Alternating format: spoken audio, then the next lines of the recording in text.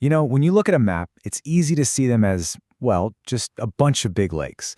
But the Great Lakes? They're something else entirely. We're talking about a powerful, interconnected system that acts more like a freshwater ocean. So just how extreme is their geography? Well, let's dive in. Okay, let's kick things off with this single, staggering number, 21%. I mean, just let that sink in for a second. 21% of all the surface fresh water on the entire planet is right here, in this one system.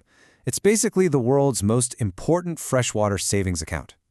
And if you're trying to wrap your head around just how much water that is, try this on for size. Imagine you could somehow drain all of the Great Lakes. That water would be enough to cover the entire lower 48 states, from California all the way to Maine, under almost 10 feet of water. The scale it's just mind-blowing. So yeah, with that kind of size, it's no wonder they're more than just lakes. They're truly a system that acts like an ocean. I mean, think about it. They're so huge, they literally create their own weather.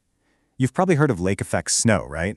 It can completely bury a city like Buffalo, while just a few miles inland, it's perfectly clear. That's the power we're talking about. And if you want a perfect example of this inland sea idea, just look at Lake Superior. This thing is an absolute giant. By itself, it's the largest freshwater lake on Earth by surface area. We're talking about the size of Austria. It's over 1,300 feet deep and holds a crazy 50% of all the water in the whole system. And get this, you could take all the water from the other 4 Great Lakes, dump it into Superior, and it still wouldn't overflow. That's just wild. So you gotta wonder, where did these massive inland seas even come from? Well, what's so fascinating is their origin story. It's surprisingly recent and incredibly violent. In geological time, these lakes are practically brand new. And when I say recent, I really mean it.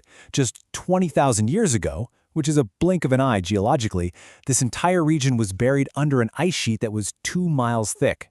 Can you imagine? Then, as the planet warmed up, that massive glacier started to retreat, and by about 10,000 years ago, it had carved out these huge basins in the rock. All that meltwater filled them up, and voila, you have the Great Lakes. And let me tell you, this wasn't some gentle process. It was unbelievably violent. Geologists have this great name for it, the Continental Bulldozer. And it's the perfect description, right?